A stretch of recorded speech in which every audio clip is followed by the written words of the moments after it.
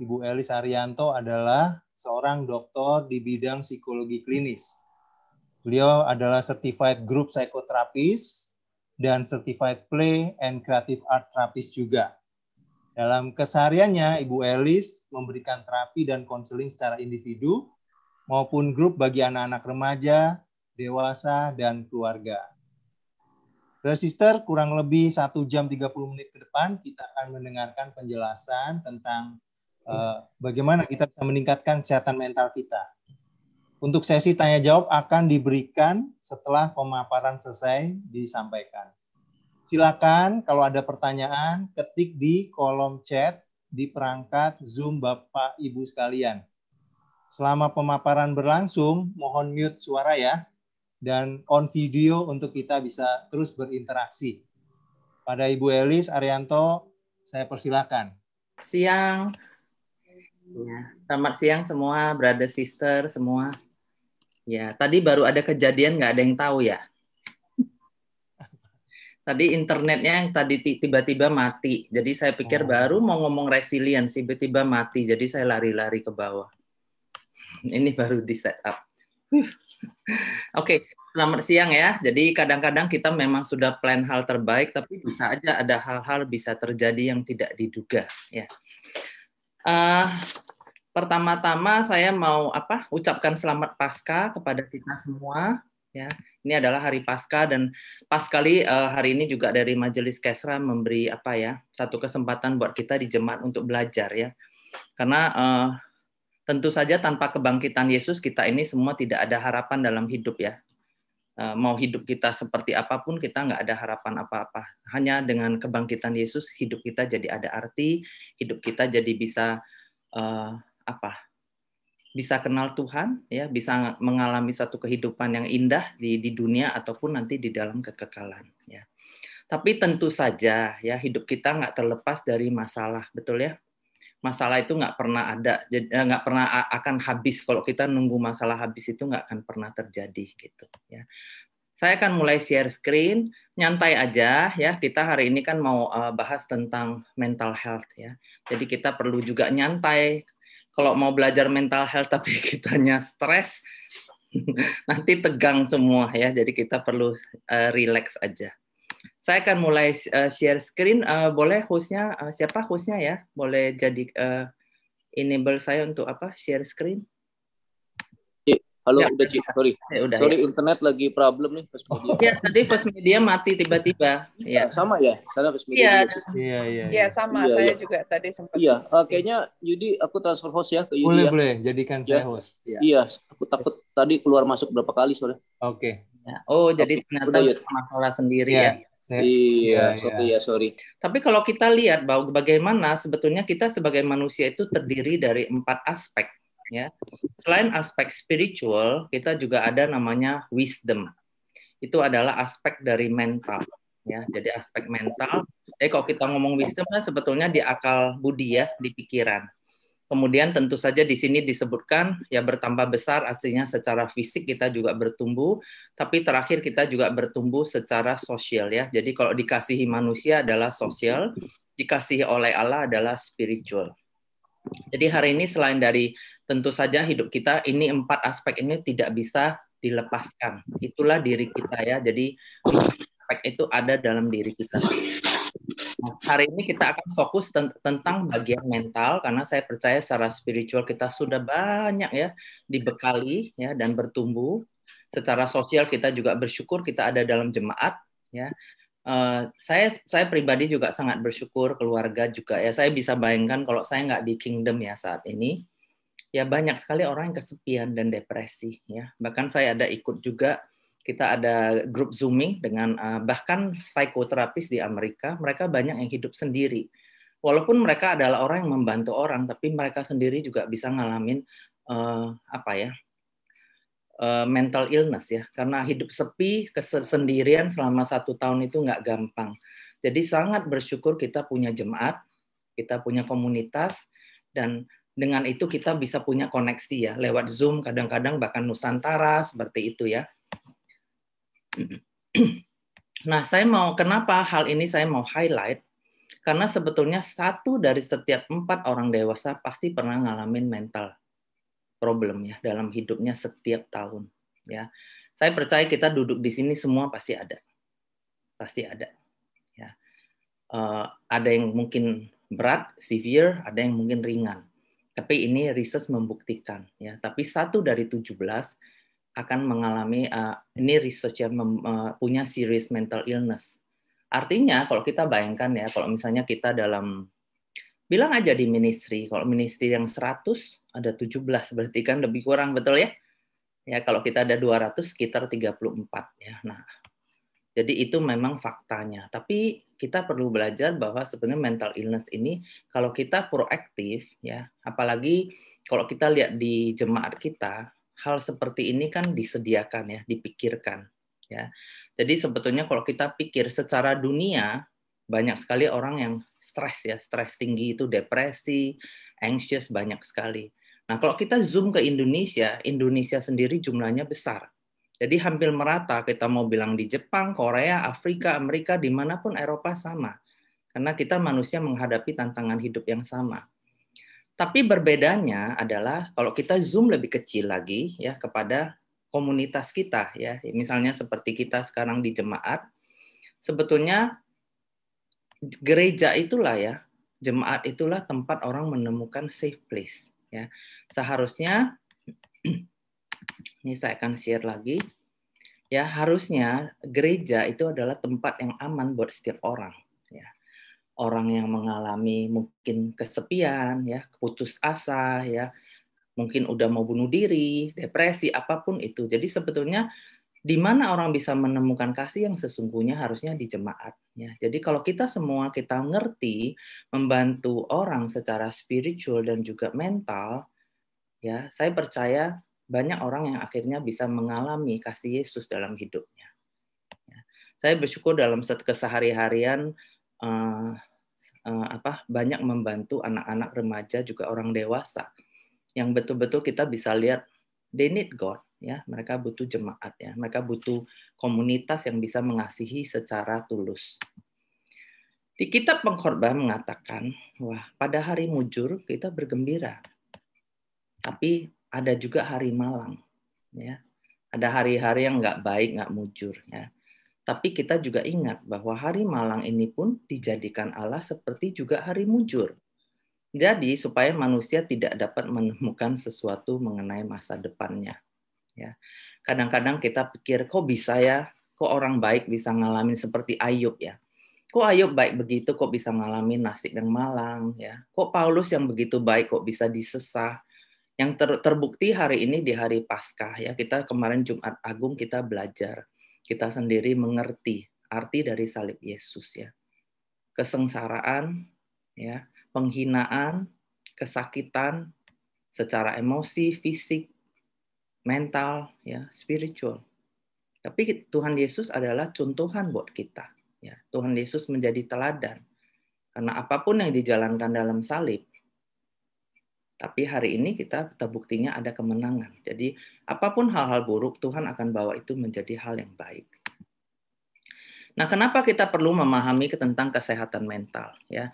Karena ini sangat mempengaruhi cara pikir kita, how we feel, how we think, dan how we behave ya. Karena kita tentu saja dalam hidup kita ada pikir, ada rasa, ada berperilaku. Nah, di dalamnya juga kalau mental kita sehat, kita bisa ngatasin stres. Ya. Saya ingat dari kecil mama saya selalu bilang begini, enjoy stress, jangan kayak tahu tempe gitu. Saya dulu nggak ngerti waktu kecil ya. Saya pikir kenapa tahu kan enak kan gitu ya. Terus kenapa harus ngatasin stres gimana? Tapi sebetulnya kalau kita mau sehat mental, kita harus bisa ngatasin stres. Kita belajar karena stres itu bisa datang anytime ya. Misalnya bisa aja orang dekat kita meninggal. Bisa aja orang yang dekat kita nyakitin kita ya. Bisa aja kita ditinggal sendiri. Bisa banyak hal yang terjadi gitu loh. Tantangan pasti ada gitu. Jadi kalau kita nunggu masalah nggak ada, nggak mungkin. Masalah dalam hidup pasti ada, kegagalan pasti ada. Tapi bedanya adalah kita bisa kuatkan mental kita, ya, sehingga kita bisa ngatasin dan tidak perlu sampai ngalamin depresi, kecemasan dan sebagainya. Nah, bagaimana ciri orang yang sehat? Biasanya dia contented ya. Seperti Yohanes 10 ayat 10. Tuhan Yesus bilang, aku datang untuk memberikan hidup dan hidup yang berkepenuhan. Jadi orang yang sehat mental akan feel contented.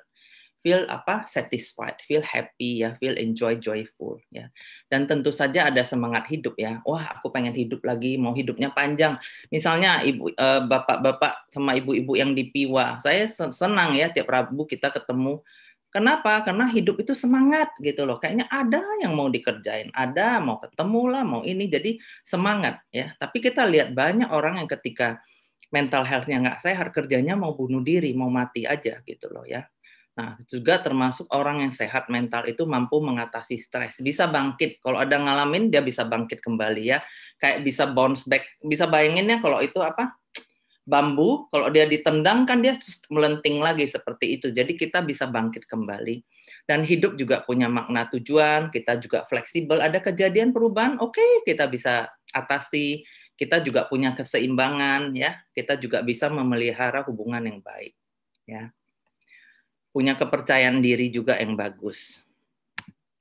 Nah, ini Matius 4 ayat 24 katakan, maka tersiarlah berita tentang dia, ya, yaitu Tuhan Yesus di seluruh Syria, dan dibawalah kepadanya semua orang yang buruk keadaannya. Ya, inilah orang-orang yang punya problem mental health ya. Punya penyakit, sengsara, kerasukan, sakit ayan, lumpuh. Tapi apa yang Tuhan Yesus lakukan? Tuhan Yesus menyembuhkan mereka. Ya, jadi kalau kita hari ini adalah murid-murid Yesus ya, harusnya kita punya hati yang sama. Ketika melihat orang-orang yang punya mental problem, itu hati kita.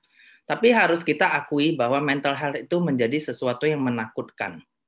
Ya, kita bahkan kalau kita baca aja di WHO, mereka akan zoom di Indonesia. Ditulis di situ orang dipasung.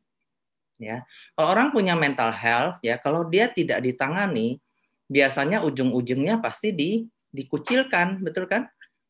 Ya, atau ya maksudnya gini, ya kita nggak tahu mau diapain itu orang, betul kan? Mungkin mengganggu di keluarga atau mengganggu di dalam komunitas, ya. Makanya kenapa mereka bisa dipasung.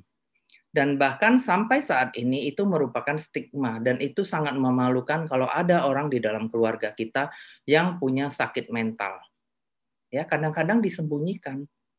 Ya, itu stigma yang ya kita harus akui. Jadi sebetulnya kita di dalam jemaat, tadi balik saya katakan, harusnya ini adalah tempat yang paling aman. Ya, buat setiap orangnya ataupun yang punya problem mental gitu. Siapa sih yang pengen sakit? Siapa sih yang pengen sakit mental? Nggak ada yang mau, betul nggak? Ada nggak mau dari kita yang pengen depresi? Nggak ada yang mau. Ada nggak dari kita yang pengen OCD? Ya, terlalu rapi, terus cari salah orang, ya marah-marah, nanti pukul orang, ya itu ada juga OCD seperti itu. Ada nggak dari kita yang pengen terisolasi, nggak punya teman? Nggak ada yang pengen. Ya, tapi kenyataannya itu ada, ya. Mental issue itu ada. Nah, saya pengen kita ambil waktu sekarang ya sebentar. Coba pikirkan satu aja. Kalau kita merasa ditinggalkan ya, apa yang terjadi? Dikucilkan, ditinggalkan, apa yang terjadi? Bagaimana perasaan kita?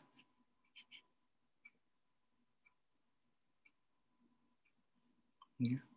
Saya percaya semua kita pernah ngalamin ya. Saya sendiri pernah ngalamin ya. Dulu waktu lagi remaja ketika orang tua kami bercerai, saya ingat saya pernah ada masa kayak sepertinya cuman dulu nggak ngerti, seperti kayak udah mau gila gitu ya. Waktu itu saya kos di Bandung ya. Kayaknya kayak udah mau gila rasanya. Tapi waktu itu rasanya kok kesepian, kayak nggak tahu harus gimana gitu ya.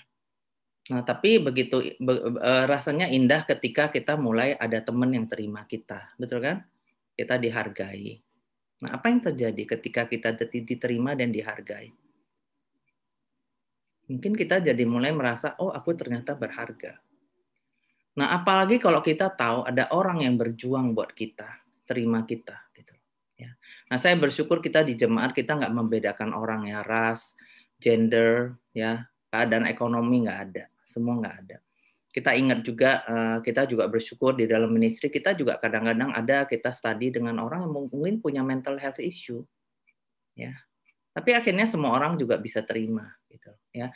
I think that's a safe place. Itulah jemaat yang seharusnya. Ketika orang merasa diterima, dia dihargai, lepas dari semua beban hidup dia, lepas dari apapun yang dia alami dalam kehidupannya. Sebetulnya Alkitab sendiri menyebutkan banyak sekali masalah mental health ya di Perjanjian Lama ataupun Perjanjian Baru ya. Ini contoh, kelihatan ya Zakeus ya. Ini gambarnya. Dia nggak semua orang di bawah. Kenapa di atas pohon? Kenapa dia nggak di sini? Karena dia merasa dia itu pendosa. Orang nggak suka karena dia tax collector, betul kan? Nggak ada orang yang terima dia. Tapi apa respon dari Tuhan Yesus? Ya, bagaimana kalau kita dikucilkan, tidak menjadi bagian? Ya, saya pernah juga ngalamin seperti itu ya. Rasanya berat sekali ya, seperti kita excluded gitu loh. Very sad, very lonely ya, merasa terisolasi. Jadi kalau kita lihat orang yang dikucilkan ini harusnya bukan, bayangkan kalau nggak ada Tuhan Yesus ya di situ, mungkin orang cuma lewat aja, bahkan mungkin orang nggak tahu ada Zakeus di atas pohon. Sedangkan dia apa? Kenapa dia di situ? Dia bisa aja di rumahnya, betul kan? Tapi kenapa dia di atas pohon? Dia pengen diterima, dia pengen dilihat. Ya, tapi Tuhan Yesus peka ya, makanya Tuhan Yesus bisa lihat kebutuhannya. Kita lihat juga Nabi Elia yang begitu luar biasa. Kita tahu ya kisah Nabi Elia ya. Ya, kita tahu bagaimana waktu itu kita lihat nih, ini sih gambarnya, lukisannya. Tapi kita lihat bahwa dalam konteks ini Nabi Elia mengalami depresi yang parah sekali ya, sampai dia pengen mati. Nah, apa yang terjadi sebelum dia pengen mati? Waktu itu dia harus melawan 450 Nabi Baal. Bayangkan kita lawan satu orang aja udah stres ya, 450 Nabi Baal. Terus dia harus manggil api dari surga. Ya, dia harus punya iman dan percaya bahwa itu nanti api nyala walaupun hujan, air terus ditumpahkan. Ya, karena waktu itu lagi musim kekeringan ya, tidak ada hujan. Habis itu dia harus lari ya 17 mil di depan kereta. Karena diancam mau dibunuh sama si ratu. Terus dia harus lari 100 mil lagi, mil. Dan akhirnya sesudah lari dan capek, dia sendirian di padang, sendiri, nggak ada siapa-siapa. Sesudah dia ngalamin semua hal itu, dia hanya sendirian. Makanya dia pengen mati, dia udah depresi. Tapi apa yang Tuhan lakukan kepada dia? Ya, kita belajar dari hati Tuhan. Ketika dia depresi, Tuhan nggak tinggalkan dia, tapi Tuhan kasih dia makanan, ya, kasih dia istirahat. Simple ya, cuman suruh makan, suruh istirahat, that's it. Habis itu dia lebih baik jadinya. Habis dia baik, Tuhan bawa dia lagi ke tempat yang istimewa. Tuhan bawa dia ke Gunung Horeb ya, itu seperti Gunung Sinai gitu. Nah, di situ terus Tuhan kasih dia apa? Angin sepoi-sepoi. Jadi Tuhan tuh luar biasa ya. Orang depresi itu dikasih makan, kasih istirahat, habis itu dihembus-hembus dengan angin sepoi-sepoi ya. Yang lembut sekali gitu. Dan akhirnya begitu dia pulih, Tuhan kasih dia lagi tugas yang sangat penting. Ya, jadi seperti itu juga kita kalau lihat orang-orang depresi ya, belum tentu Tuhan nggak pakai dia lagi. Ketika dia bisa sembuh, ya Tuhan akan pakai dia untuk kemuliaan Tuhan. Nah, saya nggak usah cerita detail ya, tapi kita tahu Yeremia, ya ini Nabi Yeremia lagi stres ya kan. Nabi Yehezkiel waktu dia lihat tulang-tulang kering ya. Terus Ayub ya, yang orang baik yang begitu baik, yang begitu ya cinta Tuhan ya, dia ngalamin depresi juga. Nah, terus orang yang jalan di Emmaus dia juga anxious kan, aduh Tuhan udah di surga nggak sama kita lagi ya. Jadi orang bisa aja mengalami kecemasan juga. Aduh ini COVID kapan ya?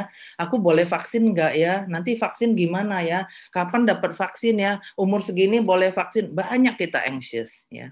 Dan juga ada wanita yang menangis ya. Kita juga tahu di dunia ini banyak ratapan, banyak orang menangis ya. Nangis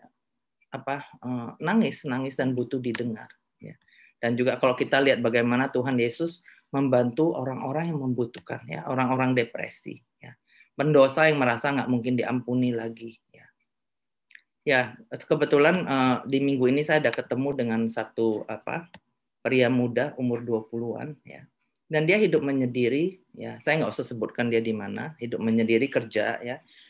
Kerjanya lumayan bagus, dia lulusan luar. Terus waktu saya tanya ada siapa temannya, dia bilang nggak ada. Jadi pergi kerja pulang. Ada teman nggak di kerja? Nggak ada. Ya. Dan waktu dia cerita kisahnya dia nangis ya. Terus dia lap gitu loh. Saya bilang nggak apa-apa, it's okay untuk nangis ya. Terus waktu dia cerita orang tua, dia bilang, ya saya punya orang tua. Dan orang tua dia cukup orang terkenal gitu loh. Tapi dia udah nggak ketemu orang tuanya bertahun-tahun. Ya, kondisi dia sangat depresi ya. Dan dia cuma pengen nangis ya. Dan waktu dia cerita masa kecil dia cuma ingat bahwa orang tuanya cuma panggil dia 3 kata. Ya. Stupid, lazy, sama liar. Itu aja yang dia ingat ya. Dia anak yang bodoh, anak yang pemalas, dan anak yang pembohong. Itu yang dia ingat. Dan karena dia besar, kemudian kebetulan dia sangat dekat dengan dia punya grandparents ya. Tapi grandpa-nya kemudian meninggal. Jadi dia sangat lonely. Gitu. Nah, orang seperti gini, apakah dia bisa pulih? Ya, jadi saya cerita aja lah, cerita singkatnya ya. Dia sangat sedih karena itu yang dia ingat rekaman tentang orang tuanya. Ya, berarti kan dia ngalamin depresi, dia tidak mengisolasi diri. Padahal kalau lihat potensinya luar biasa, ganteng, muda, ya. Ya, kemudian apa yang terjadi? Ya dia cuma butuh orang dengerin dia, ada yang peduliin dia, betul kan? Nah, kemudian dia sudah lebih bagus, akhirnya dia mau mulai spend time dengan papa mamanya. Hasilnya bagus. Kemudian minggu berikutnya dia spend time dengan mamanya. Hasilnya bagus. Kemudian dia cerita bahwa dia mulai lagi kontak dengan teman-teman dia waktu dia dulu kuliah. Hasilnya bagus. Minggu demi minggu. Ya. Dan terakhir dia bisa bilang, tahu nggak yang dia lakukan apa? Dia menulis jurnal, dan dia udah mulai ke gereja, dan di situ dia nulis jurnal tentang rasa syukur. Ya. Jadi banyak orang seperti ini kadang-kadang nggak terlihat. Kita jangan lihat kalau orang di Hope ya, seperti yang Lili ketemuin, wah itu mah penderitaannya udah beratus kali lipat ya. Tapi kalau kita ngomong tentang tadi ya contoh seorang pria muda yang sangat potensi, sangat kuliah bagus, kerja sangat bagus, itu aja bisa depresi, betul kan? Ya, jadi kadang kita nggak bisa lihat bahwa hanya kesusahan financial, enggak, orang bisa nggak punya problem financial, bisa nggak punya problem sekolah, kerja banyak, gaji gede, ya, but you can be depressed gitu loh, ya, karena masalah mental health, ya. Nah, kenapa tadi saya share gambar itu? Maksud saya sebetulnya masalah mental health, mungkin kita pikir, wah, nanti yang membantu harus psikolog lah, psikiater, pasti ada orang di mental health pasti yang membantu. Tapi kalau kita lihat kesederhanaan yang tadi saya tunjukkan, orang cuma butuh apa? Diterima, dihargai, dipedulikan, didengar, dikasihi. Ya, untuk itulah kita ada jemaat ya, saya percaya. Ya. Saya akan teruskan. Ya, jadi ini orang-orang yang stres semua. Orang yang ini kalau kita cerita tentang the prodigal son ya, tentang anak yang hilang. Ya mungkin abangnya udah wah anak kurang ajar tuh ngabisin harta ya, bikin susah orang tua sebagainya. Tapi coba kalau kita lihat ketika dia nggak punya makanan babi ya, dia begitu stres. Dia cuma butuh dicintai gitu loh. Jadi ketika orang seperti ini mungkin pendosa buat salah banyak ya di masa lampau. Yang kita perlu punya adalah hati yang seperti hati Bapa, ya. Hati yang mau terima gitu, mau terima mereka di jemaat kita, di grup kita, ya, di keluarga besar kita, di kingdom kita seperti itu. Jadi sebetulnya kalau kita lihat kembali tadi saya katakan, ada nggak sih dari kita yang mau depresi? Nggak ada, ya, nggak ada yang mau, ya. Saya ingat saya sendiri pernah ngalamin depresi parah ya. Jadi walaupun saya di bidang ini, tapi dulu saya bukan depresi karena apa? Karena saya masalah hormon ya. Jadi hormon saya semua jelek dan ya Lili tahu lah ya kan, adik saya kenal ya tahu. Jadi saya ngalamin depresi. Kalau orang di depresi parah itu seperti kita itu ada jatuh di dalam suatu gua yang dalam banget, gelap banget, dalam banget. Nggak ada orang yang bisa nolong. Kalau ada orang lemparin tali ke kita mau tolongin kita, mungkin dia pun capek di tengah jalan karena dalam banget dan gelap banget. Ya, kalaupun dia minta kita angkat talinya, kita nggak punya tenaga untuk naik gitu loh. Ya. Dan kalaupun kita pikir ada helikopter yang bisa pasang tali bantu kita, helikopternya juga belum tentu bisa nyampe ke situ ya, karena begitu gelap, begitu kelam ya, sampai kita tuh udah nggak pengen hidup seperti itu ya. Tapi saya ingat bagaimana saya bisa pulih dari depresi adalah ketika saya membayangkan tangan Tuhan pelan-pelan gitu loh sampai ke bawah, dan saya merangkak ke tangan Tuhan. Dan Tuhan tunggu di situ. Tuhan nggak langsung naikin gitu seperti helikopter, enggak. Tapi Tuhan tunggu di situ sampai saya rasanya oke untuk diangkat gitu. Ya, tapi ketika Tuhan angkat, kita bisa pulih ya. Sorry ya.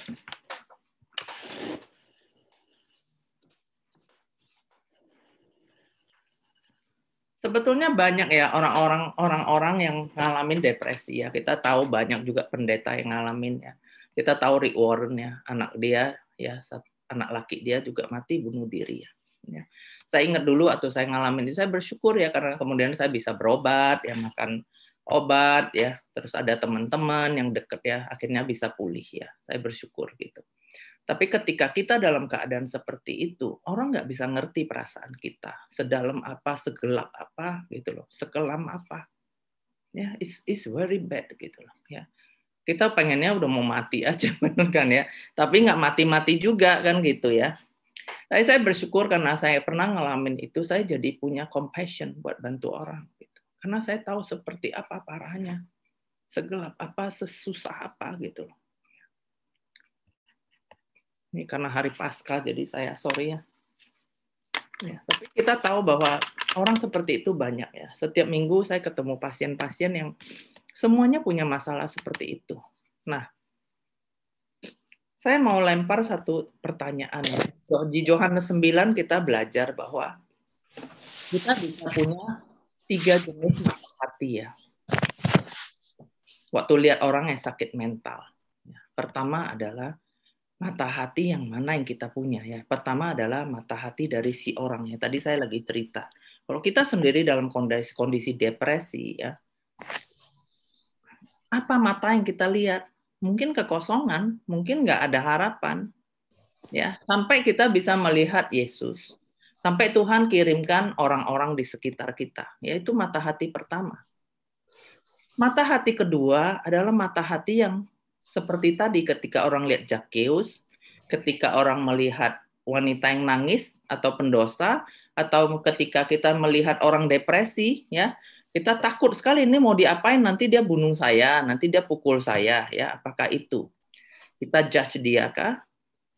Atau mata hati ketiga, ya adalah ini mata yang sedih itu, yang menunggu-nunggu, ya ini mata yang kita mungkin takut atau kita judge ya. Tapi kita belajar punya matanya Yesus ya. Saya bersyukur di bidang mental health ini setiap hari ketika membantu orang. Satu doa saya selalu adalah sama. Tuhan sembuhkan. Jadi God heals ya. Memang Tuhan bisa menyembuhkan melalui kita-kita ya. Makanya kita ketika bahas tentang mental health ya, kadang-kadang kita perlu lihat dari 3 mata. Kita ada di mana? Kita kalian ngalamin? Apakah kita yang melihat orang seperti itu yang kita ketakutan? Mau diapain lagi? Misalnya kita udah love dia, udah pedulin dia, kok kayaknya narsis, kok kayaknya bebal, kok kayaknya sombong, susah ya kadang-kadang kita lihatnya ya. Tapi kalau kita memiliki mata hati seperti Yesus, what we have is compassion ya. Dan ketika orang dihargai, diterima, didengar ya, dipercaya, maka dia akan bisa menemukan kembali kehidupannya. Roma 8 ayat 18 mengatakan, sebab aku yakin bahwa penderitaan zaman sekarang ini tidak dapat dibandingkan dengan kemuliaan yang akan dinyatakan kepada kita. Sebab aku menganggap bahwa penderitaan yang kita alami sekarang tidak sebanding dengan kemuliaan yang akan dinyatakan kepada kita. Jadi kalau kita lihat ya, mungkin kita bertanya, kok ada sih orang depresi, anxious, bipolar, psikosis, ya, OCD, whatever you can mention dari DSM-5 ya, banyak sekali labelnya dan sakit-sakitnya gitu ya. Tapi sebetulnya kalau kita lihat at the end, semua penderitaan itu yang dialami nggak sebanding dibandingkan kemuliaan yang dinyatakan ya. Jadi kemuliaan Tuhan itu luar biasa. Nah, saya mau bahas sebentar ya tentang human brain-nya under stress. Jadi semua otak kita itu ada 3 lapis ya. Ini otak berpikir, ya. Ini otak emosi. Ya, seperti itu. Jadi kalau orang stres atau depresi ini kayak terlihat nggak kayak ada halilintarnya, gitu loh. Stres namanya juga stres, mana ada stres yang kalem gitu, sepoi-sepoi, nggak ada stres itu kan kayak listrik gitu ya. Ya. Nah, saya mau tunjukkan bagaimana 15 tahun terakhir ini dengan ada MRI ya, neuroscience membuktikan yang menunjukkan bahwa image dari otak ini ya, brain scan ini bisa menunjukkan bagaimana keadaan otak manusia. Tapi sebelum saya share beberapa slide ke depan, saya mau kasih tahu satu hal, bahwa Tuhan kita luar biasa. Ya. Apa yang Tuhan ciptakan dalam otak manusia yang cuma segede ini, sekitar 1,36 gram. Jadi mau suku apapun, bangsa apapun, otak kita sama 1,36 gram. Tapi otak kita itu plastis. Artinya bisa recover, bisa di-repair. Ya, bagaimana cara repair? Yang tadi, ketika dia diperhatikan, ya, didengar, dia dipedulikan, ya, dia akan bisa repair. Saya akan bagikan beberapa slide dari apa yang terjadi untuk orang yang punya mental illness. Ini orang stroke, ya, kita lihat ya, orang stroke ini harusnya orang yang otaknya sehat, ini orang yang udah kena 2 kali stroke. Seret sekali ya, kena petir sekali, kena petir kedua kali stroke. Ini orang yang Alzheimer. Ya, bisa lihat kan kenapa orang Alzheimer bisa jadi tidak bisa berfungsi. Berapa banyak kemunduran yang terjadi. Ya. Ini adalah otak yang ngalamin traumatic brain injury ya. Jadi dia mengalami, jadi kita sebutnya TBI ya. Jadi dalam istilah mental health itu orang-orang yang ngalamin traumatic brain injury dia ada kecelakaan ya. Jadi ada something in the brain, chemicalnya juga. Ini orang yang OCD ya. Saya juga ada tanganin anak yang OCD ya, dia begitu kasihannya ya. Orang OCD tahu ya, obsessive compulsive disorder. Dia nggak akan tahan lihat orang, dia maunya semua bersih. Ya. Jadi dia nggak akan bisa kamarnya dibersihin, Mbak. Tapi bersyukur bahwa ya anaknya akhirnya pulih ya. Tapi balik lagi, apa sih dasar dari itu? Walaupun kita misalnya sebagai psikolog, psikiater, apapun di mental health, kita bisa bantu dengan keilmuan. Tapi at the end adalah hati kita yang mau nolong. Ya. Saya bersyukur hubungan dia sama papa mamanya udah sangat bagus. I think dia bisa jadi Einstein zaman kini deh, karena otaknya pinter banget.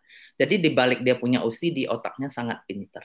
Ya, dia bisa lakukan research dari dia kecil. Cuman ya kita harus sabar gitu loh. Kalau dia ngomong sama kita diem, terus kita ngomong dia bilang quiet. Ya, kita juga harus ngerti, jangan kita kepo gitu loh. Jadi harus sangat hati-hati menanganinya ya. Tapi kita bersyukur bahwa bagi Tuhan nggak ada hal yang nggak mungkin ya. Oke, ini yang OCD ya. Jadi dia pengen nggak otaknya gini ya, nggak ada yang mau. Siapa yang mau ya kan? Ini yang seizure ya, ngalamin apa namanya kayak epilepsi. By the way, tahu nggak kalau Napoleon itu sebetulnya kena seizure ya. Jadi Napoleon sama Joan Arc, dia sebenarnya otaknya pernah gini. Tapi you see Napoleon Bonaparte, hebat dia bisa conquer Eropa, ya kan? Nah ini bukti scan juga dari 2 anak ya. Ini anak yang dicintai di keluarga, dan ini yang di panti asuhan waktu itu di Roma. Ya. Tapi saya percaya kok anak dari panti asuhan Hope seperti ini nih otaknya. Ya. Nah, ini juga bukti scan dari anak ya. Kalau yang anak yang diabaikan, misalnya dia jarang diajak ngomong ya, mungkin makanannya dikasih ya semua lengkap deh sekolahnya, tapi jarang diajak kok ngobrol, emosionalnya ke neglect ya, dia akan otaknya bisa seperti ini. Ya. Jadi mengecil menyusut 25%. Nah, saya mau bahas sedikit tentang otak. Jadi otak kita itu sebetulnya seperti ini, jaringannya banyak, seperti hutan di Amazon. Sekitar 200 miliar Tuhan ciptakan neuron atau sel otak di otak manusia. Di otak kita yang segede ini ada 200 miliar dari neuron. Nah, itu yang tadi yang bisa dipulihkan itu seperti itu. Nah, kalau saya zoom dia seperti ini. Ya, jadi yang kecil banget itu kalau di zoom seperti ini ya. Hebat ya Tuhan ya. Jadi ini adalah neuronnya, ini nanti dia seperti kabel dan kabelnya dibungkus satu bungkusan namanya myelin warnanya putih. Nah, ini yang akan nyambung nyambung seperti itu ya. Jadi bagaimana berkembang lihat ya. Ketika bayi baru lahir sudah ada 100 juta connection. Ketika dia 1 tahun lebih banyak ya, 2 tahun udah ratusan juta koneksinya ya.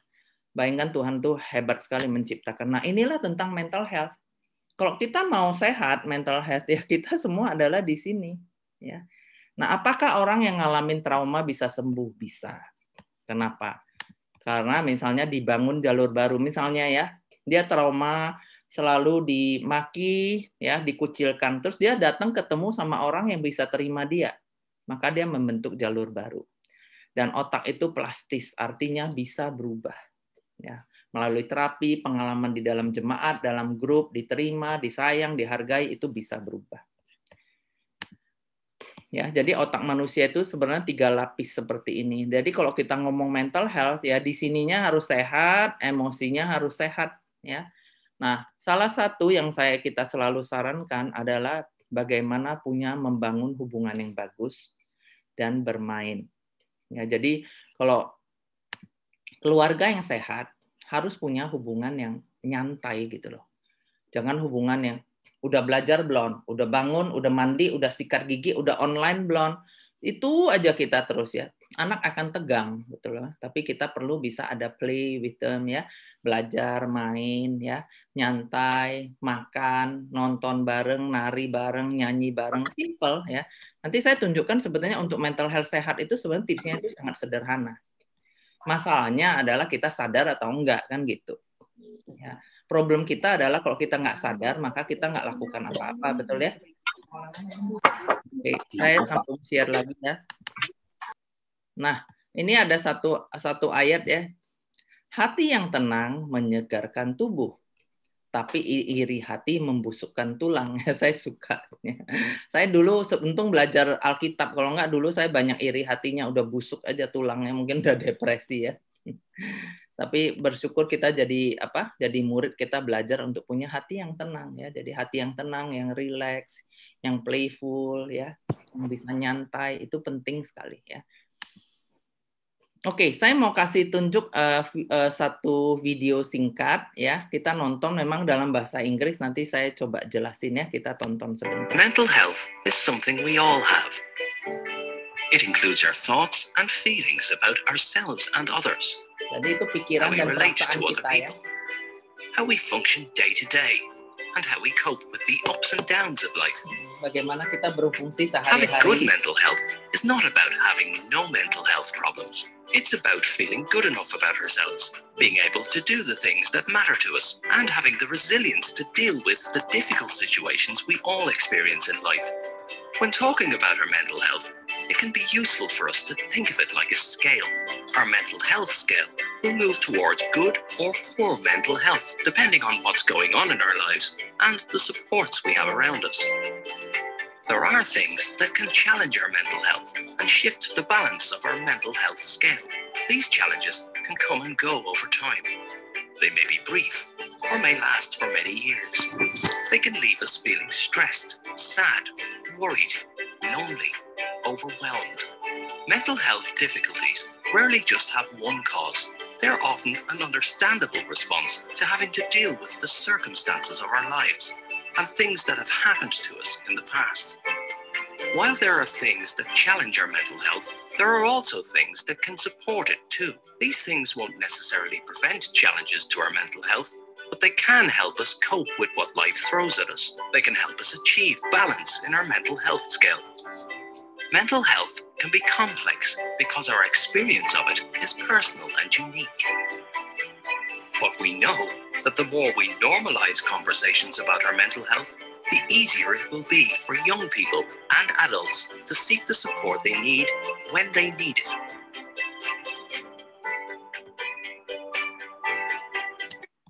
Oke, jadi kalau kita lihat tadi, gambarnya adalah seperti ini, benar nggak?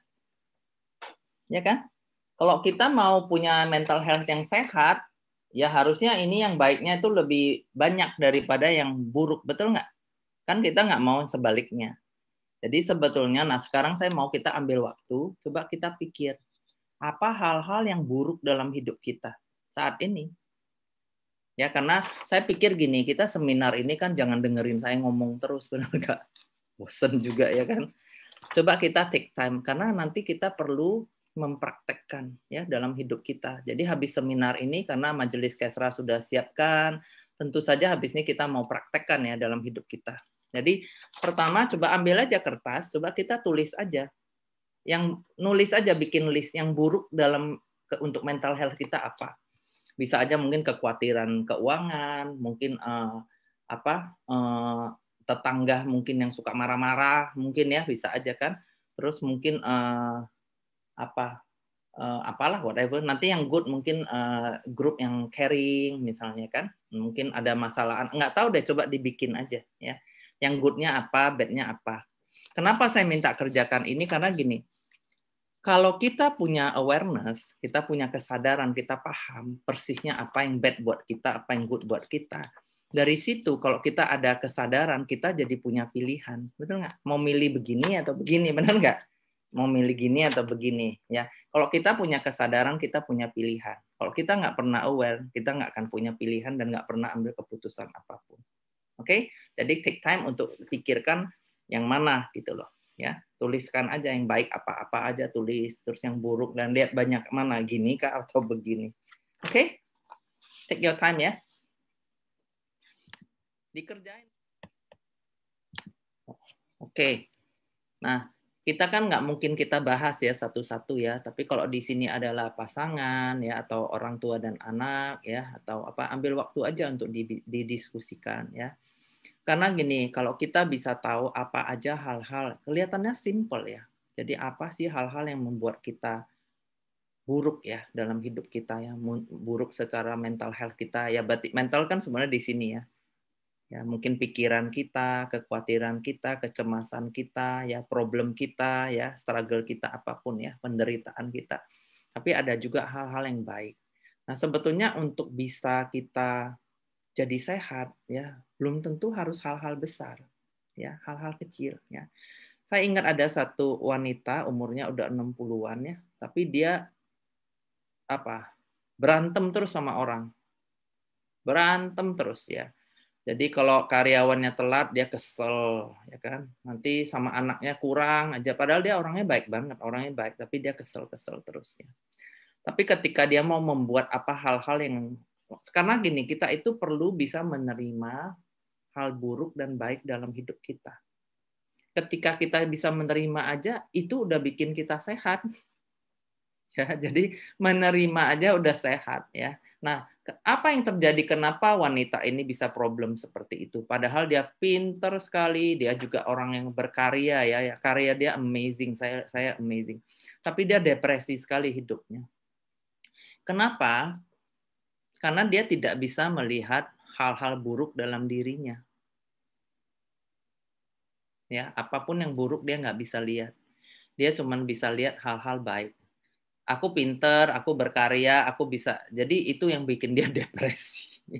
Jadi sebenarnya apa yang membuat orang depresi, salah satu very simple, you cannot see the bad side of you.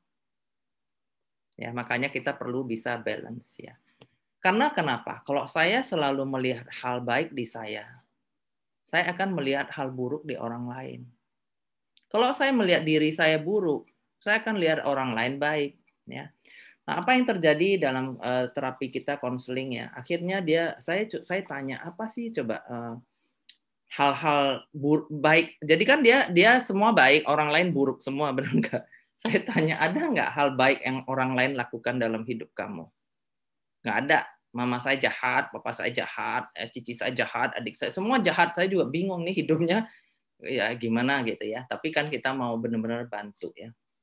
Terus ada satu masa ya, dia mulai bisa lihat kebaikan dari papanya. Ya, dia cerita dia simple, dia bilang, saya ingat dulu waktu saya muda, kita miskin, dia bilang ya, kita nggak punya listrik, kalau udah sore harus hemat ya, listrik harus dimatikan. Dan saya ingat papa saya baik. Itu first time dia bilang papa saya baik. Ya. Terus saya bilang boleh cerita apa baiknya? Dia bilang papa saya nggak bisa banyak bicara, dia orang kuno ya. Tapi dia bilang kalau sudah mati lampu gelap gitu dia akan muter radio BBC, dia dengar, dan kebetulan itu BBC-nya Mandarin. Jadi dia nggak ngerti. Nanti dia kan tiduran gitu loh, kan gelap nggak bisa ngapa-ngapain, bener nggak? Tidur aja. Terus kan bahasanya Mandarin ini dia juga nggak ngerti ya, nggak bisa ngapa-ngapain, gelap, nggak ngerti pula bahasanya, betul ya. Tapi setiap selesai papanya dengar, dia bilang, "Pak, itu tadi cerita apa?" Terus papanya akan menceritakan dia. Jadi itu kebaikan papanya yang dia ingat. Dan waktu dia ceritakan itu dia nangis. Dia bilang ternyata papa saya baik sekali. Ya, tahun demi tahun dia nggak pernah capek loh. Tiap sore dia ceritain sama saya isi dari apa yang di radio itu. Kemudian dia mulai ingat bahwa walaupun jadi pokoknya hidup dia memang sedih banget lah ya. Tapi dia bilang saya juga ingat mama saya gini, saya juga ingat. Jadi dia mulai ingat kebaikan-kebaikan. Nah, ketika dia mulai ingat tentang kebaikan-kebaikan, mulai juga dia lihat keburukan-keburukan dia gitu loh. Ya, dia mulai lihat bahwa kenapa sih kalau orang masih baru, masih belajar, kalau dia telat 5 menit, kenapa saya harus maki-maki? Kan saya bisa ngomong baik-baik gitu ya.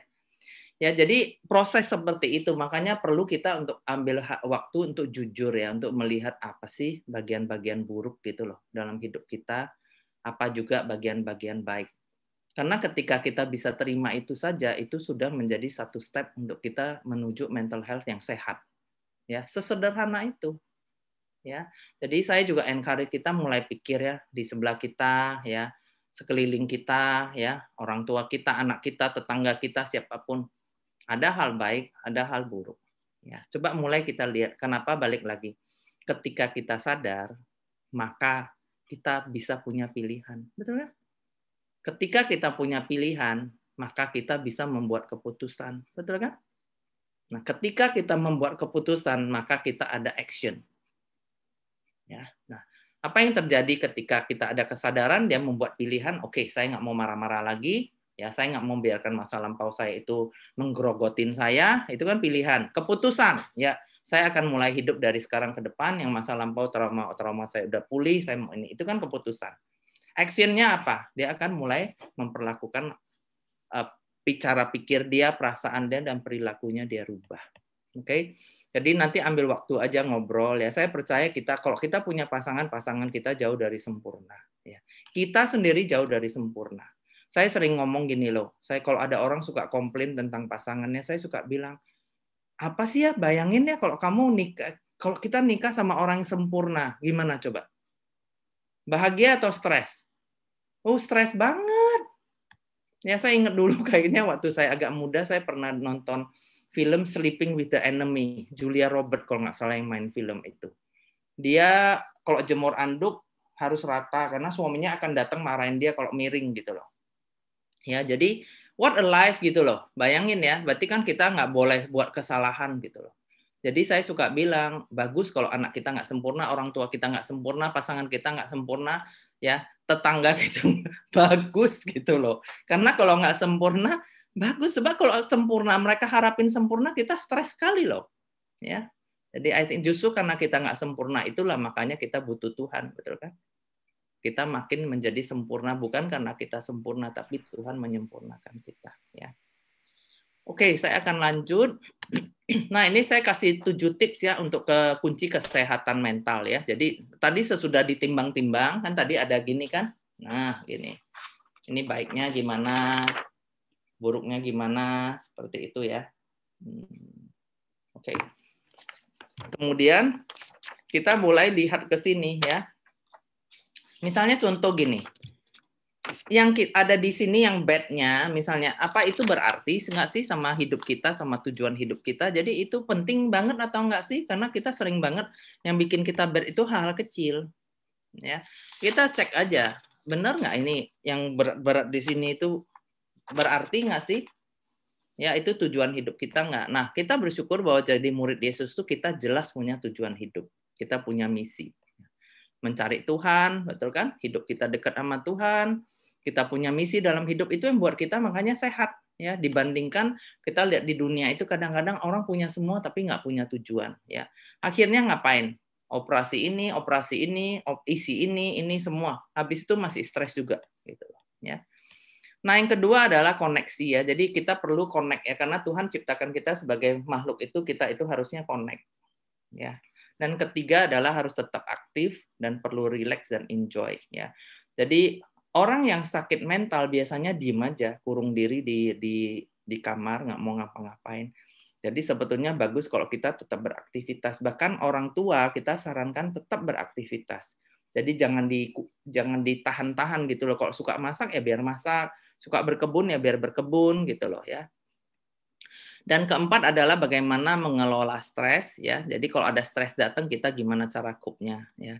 Kelima adalah bagaimana punya diet yang bisa healthy buat brain, dan keenam tidur, dan ketujuh matahari, alam terbuka. Sederhana nggak coba kalau kita lihat?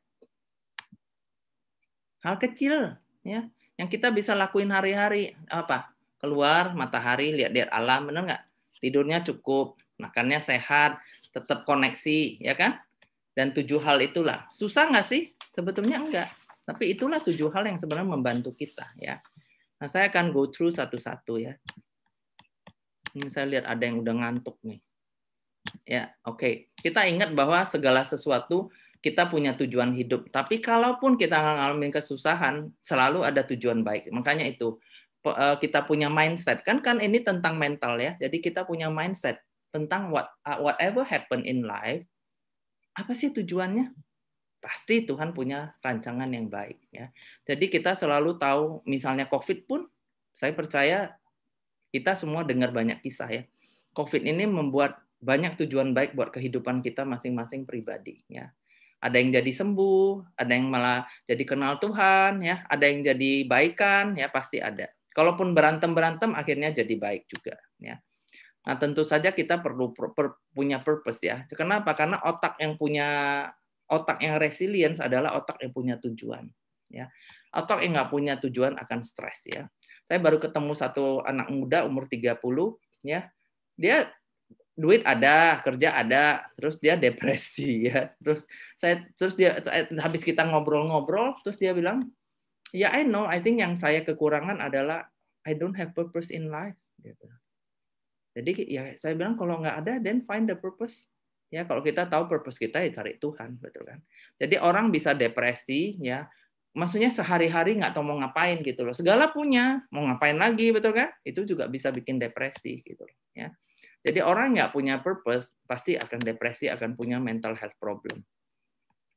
Nah, kemudian kita perlu punya juga cara pikir bahwa namanya masalah dan kegagalan itu akan selalu datang. Jadi kita jangan tunggu-tunggu dia jangan datang. Oh, kita tolak-tolak, jangan.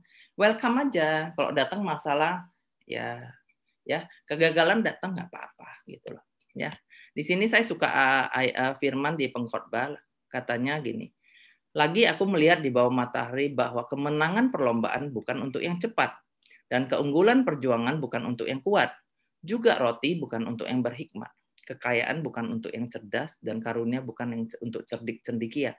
Karena waktu dan nasib dialami mereka semua. Ya, jadi selalu ada kegagalan, selalu ada masalah. Ayub juga mengatakan, ya, tetapi manusia dilahirkan untuk kesusahan, seperti percikan api yang terbang ke atas. It comes and go. Ya. Ini nanti dibaca aja ya. Dan hal lain, jadi tadi kalau ngomong tentang arti dan tujuan, kita harus tahu hidup itu harus ada tujuan. Orang yang nggak punya tujuan pasti stres. Ya, jadi kita perlu punya tujuan.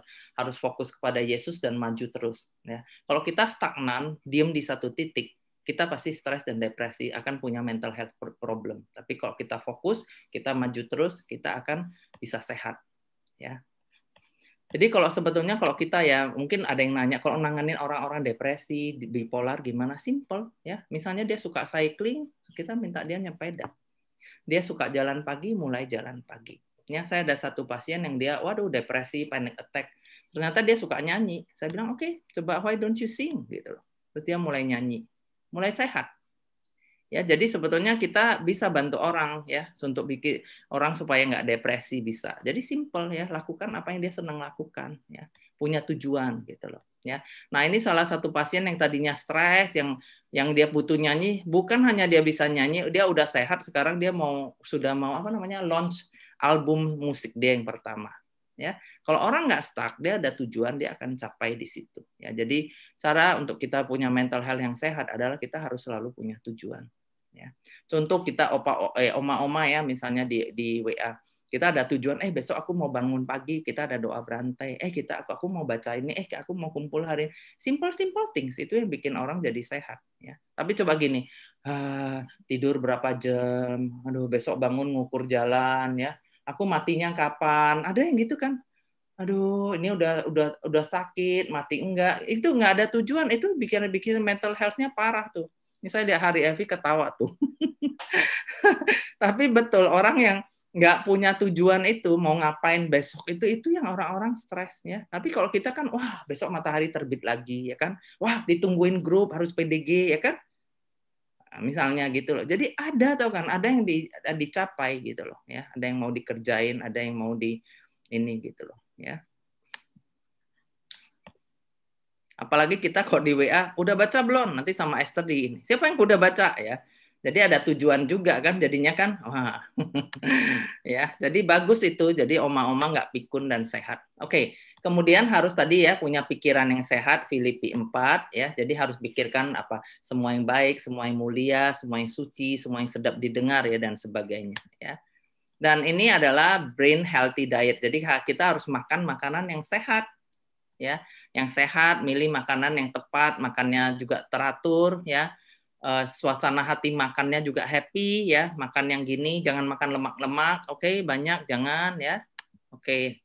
Dan kemudian harus punya rutin ya, jadi sebetulnya bagus ya, ini terbukti ya, ini kan kita jalankan ya, untuk oma-oma yang di jemaat ya, sama ada oma-oma yang maksudnya nggak kenal Tuhan, beda banget oma-omanya. Kalau di sini oma-omanya, waduh, ini kayak kemarin Tante Anita, menghias waktu kita ada acara lomba lomba pakaian untuk Sincia Imlek ya, wah kan ada tujuan kan, mungkin cari bajunya apa, topinya apa kan, mikir kan gitu ya, seperti itu, jadi senang. Tapi kalau oma-oma yang nggak ada tujuan, pikirannya kemana-mana yang tadi ya, mikirnya, coba COVID begini, anakku semua punya anak 6, nggak ada satupun yang datang ya, bahkan pikirannya gitu kan, nggak ada yang datang, nggak ada yang kontak, paling nunggu saya nggak ada baru nyari, marah kan gitu kan. Nanti kalau ditelepon juga marah, mungkin kan? Ditelepon juga marah. Kenapa nelponnya udah seminggu? Orang lain tiap hari ya kan, marah juga kan. Jadi misalnya seperti itu ya. Tapi kan coba kalau kita lihat oma-oma yang happy nih kayak Tante Riri, ini saya lihat pas di layar ini ada Tante Riri, Tante Surnajati, oma mana lagi, Tante Tina, Tante Anita. Nah itu saya lihat oma yang ada di sini ini. Itu oma-oma yang positif terus pikirannya, makanya happy, awet muda, benar kan? Ya, jadi harus punya cara pikir yang itu. Jadi simple, harus punya tujuan, harus punya koneksi sosial. Jadi datanglah ketemu PDG, PDA, tetap aktif ya, relax, enjoy, terus harus bisa ngelola stres, makanannya juga dijaga, tidurnya cukup, matahari alam buka. Udah deh, sehat deh. Nggak susah kan? Ya, jadi sebetulnya simple seperti itu ya. Yang penting sadar dan dijalankan. Nah, cuman ini harus ada rutinnya. Ya. Ini sangat penting untuk punya rutin. Ya, kenapa? Kalau orang punya rutin, orang merasa safe. Ya, perlu. Jadi kita harus tahu bangunnya jam berapa, ya, mandi jam berapa, itu harus ada rutin. Karena rutin itu membuat satu kebiasaan, dan kebiasaan itu membuat orang yang mental health-nya sehat. Coba lihat ya, orang gila, emangnya dia mandi jam tertentu? Enggak kan? Rambutnya aja panjang sampai kayak keset, betul kan? Saya dulu suka, saya nakal dulu kecil ya. Kalau ada orang gila, bukan saya jauhin, saya datengin karena saya bingung. Itu kok rambutnya bisa keras gitu, kayak keset gitu. Jadi saya pernah dilempar batu sama orang gila karena saya deketin. Ya, karena saya penasaran kan, kok kayak rambutnya bisa gitu ya, kayak keras gini, kayak keset, benar-benar kayak keset ijuk itu kan. Jadi sebetulnya kenapa mereka jadi mental health-nya bermasalah? Ya karena dia nggak bangunnya, nggak jelas, orang bangun dia tidur, benar nggak? Ya, orang mandi dia nggak mandi, ya makannya terserah. Jadi orang yang punya pola hidup sehat biasanya mental health-nya sehat. Ya, jadi biasakan kita di rumah juga di keluarga harus makan paginya jam tertentu, makan siangnya ya connect ya, sore makan sama. Itu membuat mental health-nya sehat. Tapi kalau kita biarkan misalnya anak dia main game, ya dia nggak makan, nanti makannya jam 4 sore, terus dia tidurnya jam 2 pagi. Kita terserahin, pasti dia punya mental health problem. Ya, saya ada nanganin banyak anak-anak remaja yang mereka punya problem. Pernah dengar anhedonia nggak? Itu udah kayak gini. Habis dia udah kebanyakan main game, addiction. Ternyata kalau kita ketemu dia cuman gini, rambutnya panjang gitu. Diajak ngomong nggak ada tenaga. Itu orang yang udah nggak mau hidup, namanya anhedonia, no energy at all. Itu adalah akibat dari adiksi. Kenapa bisa terjadi? Because there is no routine. Nggak ada kebiasaan, nggak ada makan sama, nggak ada kumpul bersama, nggak ada, terserah dia gitu loh. Terserah, one day kan kebablasan tuh, ya sampai udah akhirnya kondisi seperti itu. Ya, jadinya nggak mau lagi ketemu orang tua, nggak mau lagi kumpul juga udah nggak mau. Ya itu udah mental health problem ya. Jadi punya rutin itu sangat penting ya. Rutin di dalam pagi sampai malam dan rutin dari Senin sampai Minggu.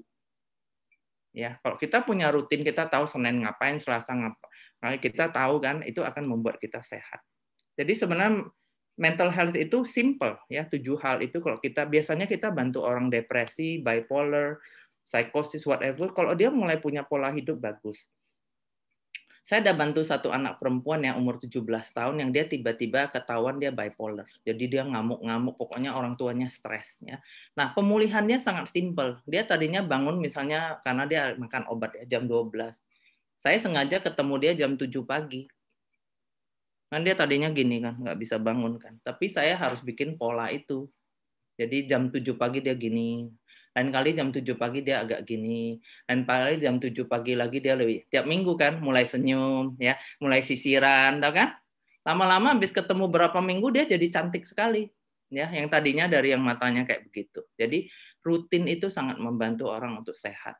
Ya, jadi punyalah, pastikan di keluarga kita hidup yang rutin. Ya, saya lihat di sini oma-oma sehat karena rutin banget. Ya, jadi perlu rutin. Jangan gara-gara Zoom bawanya apa namanya daster ya kan, nggak ganti baju, nggak mandi ya, terus udah udah malam nggak mandi, besok pagi alah nanti mau Zoom dulu ya, kerja kan nggak ketahuan orang pakai Zoom ya, bawahnya juga pakai piyama nggak ketahuan bener ya, tapi harus biar kebiasaan. Banyak yang ketawa tuh ya, ngaku kan ya. Jadi jangan cuma cakep segini doang ya, ke bawahnya juga mandi, jangan lupa ya, itu kebiasaan ya. Kita kadang-kadang ada couple counseling sama orang ya, berantemnya cuma apa, dulu waktu pacaran wangi katanya, habis nikah ketahuan dia 3 hari nggak mandi istrinya, makanya berantem ya kan. Jadi harus punya rutin ya, oke, supaya nggak punya mental health problem.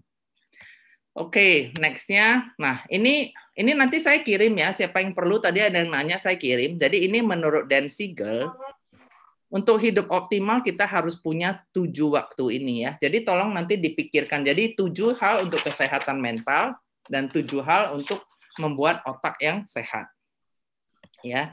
Jadi ini bisa bantu buat anak-anak, sangat bagus. Jadi perlu fokus time. Misalnya kalau kita itu ada orang fokus time misalnya buat anak adalah belajar, buat kita adalah kerja. Ya, physical time berarti exercise, sleep time yaitu tidur, ya, connecting time yang tadi ya, ini dia, tuh, ya, perlu play time, ya. Jadi kita bagi aja seperti ini. Coba ambil waktu. Nah, sekarang saya kasih waktu sebentar ya, sekitar 4 menit.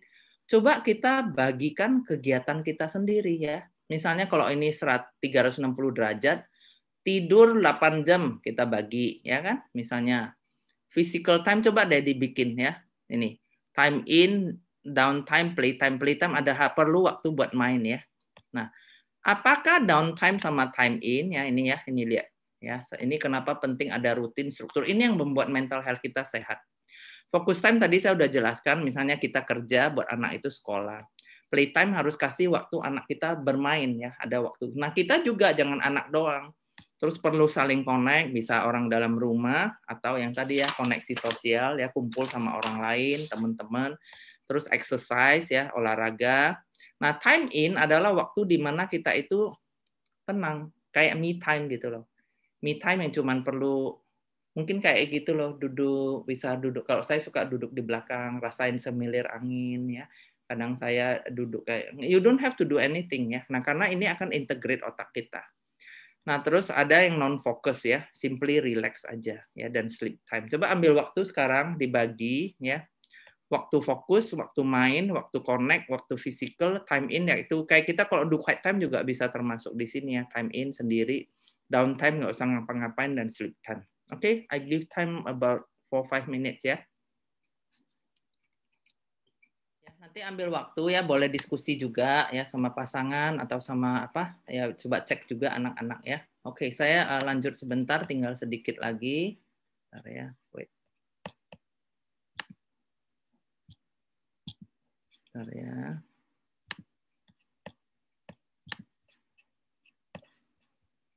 Oke.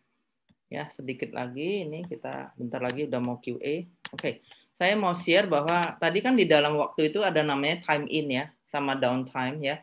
Jangan lupa untuk punya pause ya, karena ke dalam hidup ini kita sering kerja terus ya, kerja abis ini, tapi kita nggak punya waktu untuk pause. Kalau kita lihat apa kan ada play ya, play kan berarti kita awal, apalagi fast forward, terlalu kenceng ya. Terus kita juga sering rewind, tapi jarang kita bikin pause. Pause itu bukan stop.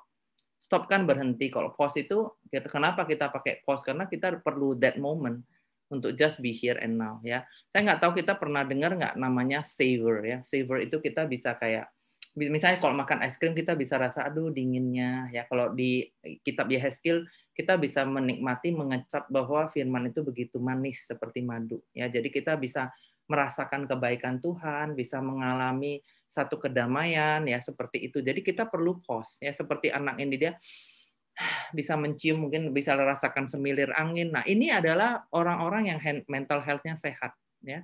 Dia bisa rasakan mungkin waktu mandi bisa rasakan aliran air ya, air hangat ya, atau wangi sabun. Nah, itu perlu ya. Kadang-kadang kita kerjaan hal itu buru-buru ya. So savor itu penting ya. Kayak gini ya. Jadi kadang-kadang mungkin cuman minum teh, kita cicipin glek enak banget gitu ya. Atau misalnya makan singkong rebus ya pakai gula merah ya, misalnya seperti itu ya. Jadi kita bisa punya apa ya? Itu bagaimana kita bisa menikmati hidup. Jangan kerja terus sampai lupa menikmati hidup. Ya. Nah, ini saya kaitkan gini dengan resilience ya. Jadi tadi kita katakan bahwa orang punya mental health akan ada resilience. Nah, kalau kita pikir tentang COVID adalah tentang ketangguhan, ya. Nah, apakah resilience? Resilience itu bukan satu proses yang statik, tapi itu proses yang terus-menerus, ya. Misalnya kalau kita lihat Paulus ya di kitab 2 Korintus, jadi dia ngalamin apa? Dibantai, disiksa, bahkan dia harus lihat bagaimana Stefanus disiksa ya, dia sendiri masuk penjara ya. Banyak hal yang dia alami gitu loh. Tapi itu adalah satu proses dia bertahan terus ya. Jadi resilience adalah kemampuan kita beradaptasi terhadap kesulitan, tragedi, trauma apapun dalam hidup ya. Tapi kita bisa tetap bertahan dan tangguh ya. Ini nanti baca.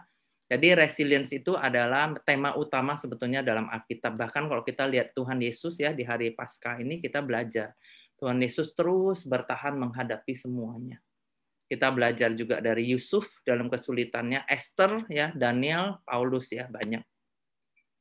Nah, Maxwell mengatakan apa yang membedakan orang biasa rata-rata dengan orang yang berhasil adalah bagaimana mereka melihat ya persepsi mereka tentang merespon kepada kegagalan ya.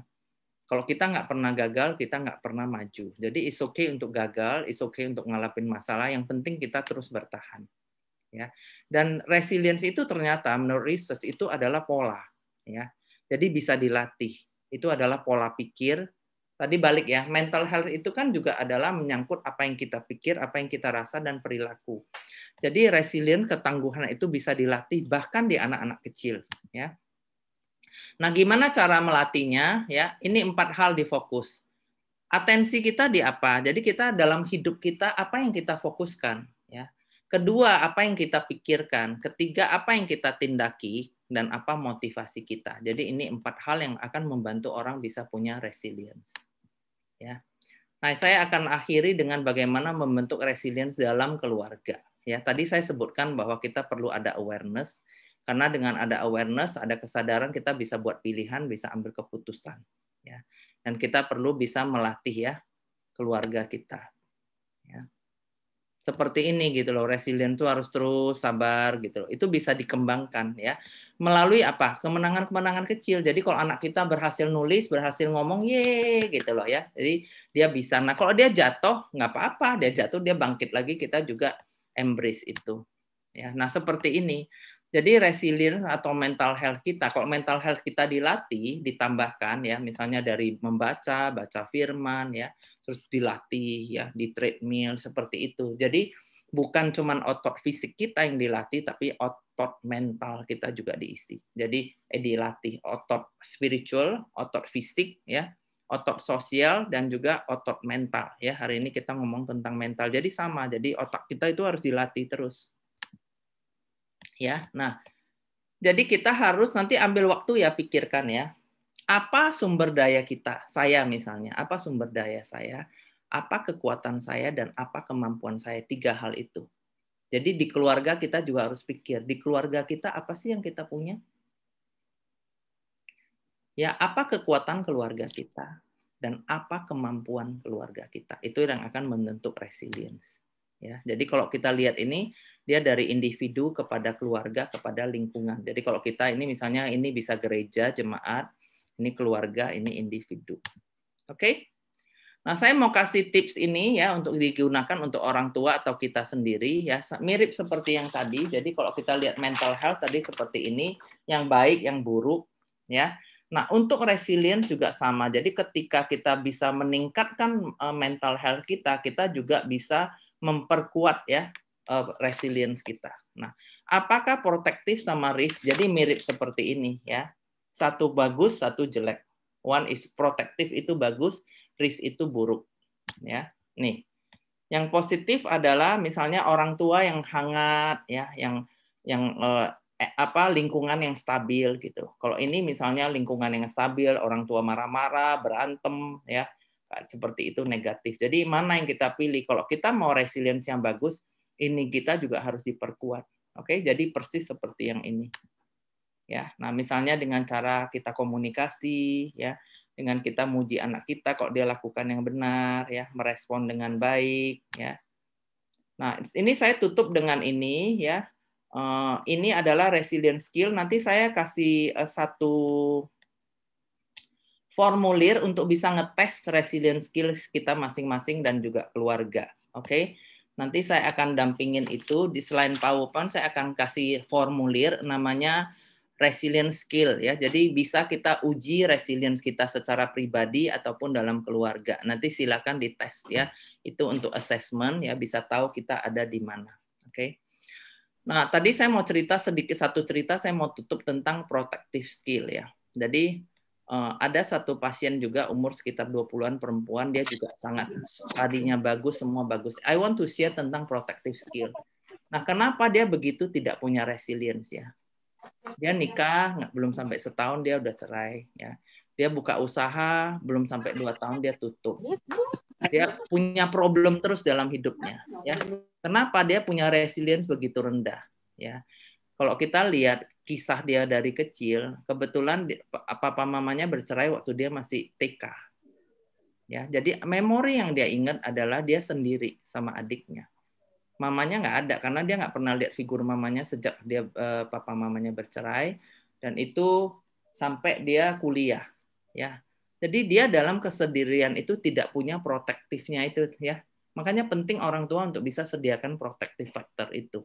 Kehadiran orang tua, cara bicara orang tua yang lembut, ya, yang tenang, ya, juga ada konflik-konflik yang di depan atau teriak-teriakan, itu semua nggak bikin anak stres, ya. Jadi protective factor-nya harus ditingkatkan gitu loh di dalam keluarga, ya. Jadi ini kenapa dia resilience-nya begitu rapuh? Dia berantem sedikit sama orang udah, padahal dia pintar banget, ya. Kenapa? Ketangguhannya nggak ada karena protective factor-nya itu sangat minim dari dia kecil. Gitu loh ya. Jadi kita memang perlu punya risk factor, perlu yang namanya stres kadang-kadang misalnya anak-anak ujian itu perlu buat anak-anak gitu loh ya. Dia perlu ujian dia harus hadapin ya. Anak-anak mungkin ngalamin apalah whatever dalam hidup, biarkan mereka harus hadapin gitu, tapi protective factor kita harus strong ya. Jadi balik lagi kita harus bisa jaga keseimbangan ininya. Ya kalau kita mau resilience-nya kuat, kasih protective factor-nya kuat. Tapi kalau kita kasih banyak yang risk factor tanpa dibalance dengan protective factor, akhirnya anaknya akan apa ya, istilahnya kayak lumpuh, kayak lemah seperti itu, ya. Seperti itu saja yang saya mau share hari ini. Jadi sebetulnya sederhana kalau kita ingat ya, hal-hal sederhana. Enjoy your life, ya. 7 kunci itu dijalankan, punya rutin dan punya tujuan hidup ya, tadi 7 hal itu dijalankan. Dan juga dalam melatih resilience itu kita perlu melihat apa sumber daya kita, apa kekuatan kita, dan apa kemampuan kita sebagai pribadi ataupun sebagai keluarga. Ya, kadang-kadang suami punya kekuatan, istri punya kekuatan. Ya, kadang-kadang orang tua punya kekuatan, anak punya kekuatan. Itulah secara keseluruhan adalah resilience dari keluarga. Oke, itu saja sharingnya, semoga bisa membantu. Terima kasih Bu Elis. Saat ini kita foto dulu ya sebelum tanya jawab. Dari Majelis Kesejahteraan mau ingatkan saya tadi, kita foto bareng dulu sebagai kenang-kenangan ya. Kita akan ada ketemu lagi sekitar 2 kali lagi ya di tahun ini. Nah, baik, dibuka ya videonya. Saya coba bantu ambil fotonya ya. Thank you, brother dan sister ya. Saya mulai dengan yang pertama, ada 11 nih, banyak sekali nih ya. Ada 200-an lebih yang join. Yang pertama, 1, 2. Gini dong. Oh iya, jangan tegang, harus enjoy ya, jangan tegang. Tolong diarahkan ya. Saya nggak bisa apa-apa soalnya saya yang foto nih. Ya oke, 1, 2, 3. Oke, yang kedua ya. 1, 2, 3. Oke, yang ketiga. 1, 2, 3. Ya, selalu gaya terus ya, takutnya nggak jelas nih yang mana nih kalian. 1, 2, 3. Yang keempat. Oke, sekarang yang kelima. Ya, 1, 2, 3. Yang keenam. 1, 2, 3. Yang ketujuh. 1, 2, 3. Yang ke-8. 1, 2, 3. Yang ke-9. 1, 2, 3. Oke, yang ke-10. 1, 2, 3. Oke, sudah semuanya ya. Oke, terima kasih brother dan sister. Saat ini kita sesi tanya jawab ya. Thank you, Elis. Ya. Thank you. Belum selesai. Saya lanjutkan dengan sesi tanya jawab ya. Ada beberapa pertanyaan yang sudah saya lihat. Pertama nih dari yang berat-berat dulu nih kayaknya nih. Ya, ada pertanyaan dari Venho. Ya, bagaimana kalau kita membantu orang yang kecanduan narkoba, seorang suami berhutang di mana-mana, ya, boleh dibantu Bu Elis? Jadi apakah ini termasuk masalah mental health ya? Ya, jadi bantu mute dulu ya yang. Ya, jadi addiction itu memang masalah mental health ya. Tapi saya mau cerita dulu tentang research tentang adiksi ya. Dengerin kisahnya. Jadi adiksi itu, jadi gini, ada research dilakukan ya, terbaru sekarang ini ya. Kenapa orang bisa kepada addiction ya, atau adiksi. Jadi research dilakukan kepada tikus ya. Awalnya dilakukan kepada tikus, tapi kemudian kepada manusia, mantap banget. Jadi ada tikus yang dikurung. Ya, udah dikurung, nggak punya temen, dia stres kan di dalam kan, ya. Kemudian dia keluar, dikasih dua mangkok air, satu air biasa, satu air alkohol. Ya, kita it is the same lah, karena cara otak memproses adiksi itu sama. Tikus yang masuk di dalam kerangkeng ini, yang sendirian, yang stres, waktu keluar dia kan cium-cium nih air yang tawar kan, dia nggak mau minum. Terus dia pergi ke air yang ini, mabok-mabokan dia, minum dia gitu ya. Dan semua tikus yang dikurung dia polanya perilakunya sama. Kemudian dilakukan adalah tikus ditaruh di dalam satu tempat yang empuk, dikasih temen, dikasih keju, happy ya. Kemudian dia dilepas. Tahu nggak? Dia kan pergi ke air yang ada alkohol, dia tinggalin, dia pergi ke air biasa, dia minum. Ya. Jadi sebetulnya akar dari adiksi adalah orang yang merasa tidak terkoneksi. Ya, semua adiksi. Kalau kita mau lihat kenapa anak remaja kita adiksi, karena dia nggak terkoneksi. Jadi kalau mau sembuhin adiksi, caranya adalah dia harus punya connection. That's the key. Ya, ini contoh. Jadi kita kalau tahu ya addiction di mana-mana kan itu negara banyak habisin dana ya untuk menyembuhkan orang yang addiction. Apakah itu narkoba, pornografi lah, segala macam addiction ya. Keuangan, gamble termasuk ya. Kebetulan teman-teman saya itu salah satu dia khusus yang menangani pasien-pasien di Singapura yang gambling dan bunuh diri ya. Jadi ternyata kalau orang dia punya tujuan hidup dan dia punya koneksi, dia nggak akan addiction. Nah, kita contohnya ya, hari ini ada nggak dari kita di sini addiction? Enggak. Kenapa? Karena kita punya tujuan dan kita punya koneksi. Tapi kita ini kalau nggak punya tujuan dan nggak ada koneksi, kita semua juga bisa adiksi. Ya, maksudnya seperti itu. Jadi semua orang yang dia nggak ada tujuan dan nggak ada connection, dia akan punya addiction. Ya. Nah, dilakukan percobaan, jadi pemerintahan Portugis, mereka melakukan apa? Orang-orang yang addicted ya, ini gambling kayak, ngutang kayak, whatever lah. Dia bukannya dikurung, masuk ke rehab, tapi justru dikasih kerja. Dikasih kerja, dia berfungsi, dia terlibat, sembuh addiction-nya. Ya, tapi pemerintah banyak, dulunya enggak, pemerintah Portugis dulu habisin begitu banyak uang untuk membangun pusat-pusat rehab. Orang dikurung ya, dikunci supaya nggak macam-macam kan, tapi ternyata itu ya dia keluar dia begitu lagi gitu ya. Jadi dari riset membuktikan bahwa kalau mau sembuhkan addiction, jawabannya adalah connection. Ketika ada connection maka nggak ada addiction ya. Itu simple jawabannya buat Venho. Tapi kita terbukti kok orang-orang yang kok dibantu dengan koneksi, dia diterima, dia terinvolve, adiksinya akan hilang. Iya. Oke. Jadi kita jangan jauhin ya, justru malah kita bangun hubungan ya dengan orang-orang yang kecanduan itu. Pertanyaan berikutnya, Bu Elis dari Nana ya. Kalau kita kerjanya rumah tangga dan urus anak itu termasuk fokus time ya? Saya bilang itu urusin anak dan urusin rumah tangga itu bisa dua ya, bisa fokus dan playtime. Nah, jawabannya gitu. Kalau kita masaknya happy kan itu jadi play, benar nggak? Mandiin anaknya happy kan jadi play, ya kan? Ngajarin anak belajar happy kan jadi play, benar nggak? Jadi fokus dan play gitu loh. Tapi kalau kita tegang, ya jadinya fokus semua, jadinya kesel gitu loh. Ya, jadi I think urusan rumah tangga can be focus and can be play juga.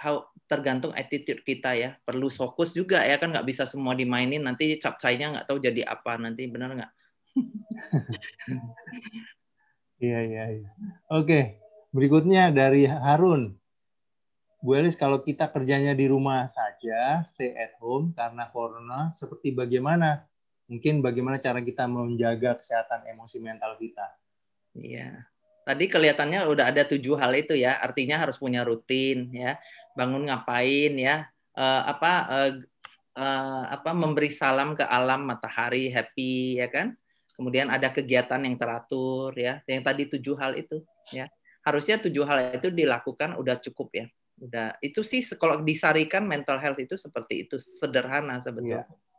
Ya. Oke, tetap bisa dilakukan ya walaupun di rumah saja bekerja. Dari Evelyn, Bu Elis, untuk connecting seperti dari Zoom apakah juga membantu? Sebetulnya connecting dari Zoom, maksudnya gini loh, kalau we have other way, we have other choice, punya pilihan ya paling bagus face to face ya. Tapi karena kita harus social distancing, physical distancing, berarti pilihan Zoom itu kan bagus, betul kan? Nah, yang penting kuncinya adalah sepenuh hati. Sepenuh hati, sepenuh pikiran, itu kuncinya. Jadi walaupun lewat Zoom itu akan efektifnya sama. Ya contoh, selama COVID setahun lebih, pasien saya semua ketemunya online. Tapi semua sangat efektif. Kenapa? Kalau kita lakukan sepenuh hati, sepenuh pikiran, hasilnya nggak beda jauh. Mungkin ya antara 90% dengan 100%. Tapi bukan 50% dengan 100%. Ya. Kuncinya adalah kalau kita misalnya ketemunya sebenarnya kita berat hati mau ketemu, sebenarnya males, ya hati kita nggak di situ ya nggak akan efektif gitu loh. But if you really full-hearted, hati kita di situ, pikiran kita, efektivitasnya 90-an% boleh saya katakan. Ya. Oke, ya. Ini banyak sekali terima kasih ya yang diucapkan lewat chat, panjang sekali. Ada lagi yang mau bertanya, bagaimana cara kita membantu orang yang emosionalnya berubah-ubah, ambivalen, ya punya dua perasaan yang berbeda. Dia sudah menjadi murid. Silakan Bu Elis. Oke, nah orang yang ambivalen itu bukan dia tiba-tiba jadi ambivalen. Ya, orang yang ambivalen itu datang dari waktu dia kecil. Attachment dia itu ambivalen oleh orang tuanya, ya. Jadi ada kemungkinan mungkin orang tua papanya keras, mamanya terlalu bebas atau sebaliknya, ya seperti itu. Jadi ambivalen itu datang dari masa kecil. Nah, apakah seorang seperti ini bisa jadi pulih? Tadi saya katakan bahwa Tuhan buat otak kita itu luar biasa. Jadi mental orang bisa dipulihkan, ya. Nah, bagaimana supaya dia bisa pulih adalah kita yang menghadapi dia, kita harus konsisten. Kalau kita konsisten, nanti pelan-pelan kan kalau orang ambivalen itu kan dia kayak di dua polar. Ya kan? Misalnya kalau enggak all or nothing, moody kan, seperti itu. Tapi kalau kita mau bantu orang seperti itu, cara kita adalah kita yang harus konsisten. Ya, makanya memang kalau kita di profesi mental health itu kita harus sangat konsisten. Kita nggak bisa bantu orang minggu ini ketemu, minggu depan nggak bisa. We have to ketemu konsisten. Karena konsistensi itu membentuk rasa percaya dan konsistensi itu membentuk suatu pola. Ketika ada pola, moody-nya itu hilang, tahu kan? Jadi kalau kita membimbing orang yang punya moody, kuncinya adalah be consistent. Kita sendiri harus konsisten sehingga orang yang moody itu mulai mengalami namanya hidup yang konsisten. Ya, karena dia ambivalen karena selama ini hidup dia nggak konsisten. Maksudnya yang dia tangkap nggak konsisten. Ya, bukan tentang waktu ya. Maksudnya si tegas sama si yang bebas itu nggak jelas gitu loh. Tapi kalau kita konsisten, dia pasti bisa pulih gitu loh. Ya, banyak kok kita tangannya orang ambivalen yang akhirnya mereka bisa stabil dan bagus. Ya, saya ingat ada satu pasien umur 40 dia nggak bisa nikah ya, berantem terus. Kenapa? Karena ambivalen. Ya, tapi kemudian kita konsisten seminggu 2 minggu, akhirnya dia sangat bagus ya. Dia bisa kerja, dia bisa kelarin S3, dia bisa punya pacar dan konsisten. Dia punya pacar udah 20 lebih, tapi terakhir ini dia konsisten dengan pacar yang ini karena dia udah nggak ambivalen. Ya, jadi bisa kalau kita konsisten. Iya. Oke. Ada pertanyaan dari Siska. Mau tanya sejak usia berapa ya anak bisa kita terapkan ini? Pertanyaannya seperti itu. Ya. Mungkin semua tips-tips tadi ya. Oke. Sebetulnya sedini mungkin ya, dari kecil aja nggak apa-apa. Jadi misalnya contoh tentang ya pasti anak belum ngerti arti dan tujuan hidup ya. Tapi ketika kita bisa misalnya contoh kita bisa show bahwa kita love dia, konsisten ya. Nah, kadang-kadang yang membentuk ambivalen itu adalah misalnya contoh seorang ibu atau bapak, hari ini I love you, ya kan? You are so sweet. Terus tiba-tiba besok kesel sama dia kan, terus marah-marahin dia. Bikin mama susah. Nah, itu yang bikin anak jadi ambivalen atau moody. Jadi, kalau mau kita jalankan tadi misalnya ya, contoh, karena resilience itu terbentuk dari masa kecil. Ya, termasuk tadi mental health itu juga kalau dari kecil itu dia sehat, ya dia nanti mentalnya juga sehat gitu loh. Jadi misalnya contoh ya, kita biasa sarankan kepada orang tua untuk punya special time dengan anak yang konsisten. Ya, jadi misalnya dari kecil kita udah punya, misalnya kalau dia misalnya entah dia umur 2 tahun, 3 tahun, 4 tahun, kita udah punya waktu konsisten sama dia secara pribadi. Ya, mungkin 15 menit setiap hari, tapi itu waktu yang kita fokus sama dia, kita main sama dia, kita punya waktu sama dia. Jangan udah ada problem baru cari waktu, jangan. Justru di hari-hari itu kita perlu konsisten gitu loh, dari kecil ya. Jadi ketika dia besar, kalaupun ngadepin banyak masalah, mereka juga tetap bisa kuat gitu loh ya. Karena it's like kita kalau bangun rumah itu fondasinya kita kuatin ya. Jadi kalau pertanyaannya kapan ya sedini mungkin gitu. Sesuai usianya. Iya. Pertanyaan dari Acien, bagaimana menghadapi anak yang stres dan kalau marah-marah suka menyakiti alias memukul diri sendiri? Silakan. Oke. Kadang-kadang anak yang suka memukul diri itu datang dari mereka. Jadi gini, semua anak pengen orang tuanya bangga. Ya, semua anak pengen orang tuanya bangga sama mereka. Semua anak pengen bikin orang tuanya senang. Nggak ada anak yang nggak mau bikin anaknya orang tuanya susah, itu nggak ada. Tapi kadang-kadang anak mukul diri ketika dia merasa dia tidak bisa memenuhi ekspektasi orang tua. Ya, jadi dia bisa mukul diri ya. Saya banyak ketemu anak yang kadang mereka cut dirinya malah ya pakai silet gitu loh ya.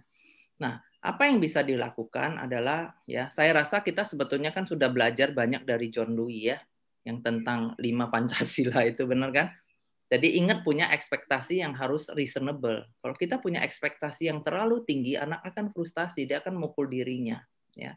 Hal lain adalah kita perlu appreciate dia juga kalau dia berhasil. Jadi bukan hasil akhirnya, tapi effortnya. Kalau dia berusaha, kita lihat kita harus appreciate itu. Ya, itu yang akan buat mereka nggak mukul diri. Jadi biasanya anak yang mukul diri itu karena they feel bad about themselves. Dia kecewa sama dirinya karena dia mungkin nggak bisa menyenangkan orang tuanya. Jadi saya rasa orang tua perlu bisa menyampaikan pesan bahwa kita appreciate usaha mereka, kita juga hargai hal-hal baik yang mereka lakukan gitu. Ya. Ya. Pertanyaan dari Adeline, saya mau bantu mama saya bertanya. Saat ini tinggal bareng adik saya dan sempat selama 10 bulan kakak iparnya, cicinya papa tinggal serumah. Dan selama 10 bulan mama mengalami kritikan pedas dari cici iparnya untuk hal-hal kecil seperti masakannya atau kebersihannya dan lain-lain. Bagaimana sebaiknya merespon hal ini agar tetap menjaga mental health mama? Iya. Jadi gini, kadang-kadang namanya stres itu semua juga ada batasnya. Setiap orang itu beda-beda ya. Ketangguhan orang kan beda. Ada orang mungkin ototnya lebih kenceng, ada yang enggak ya kan.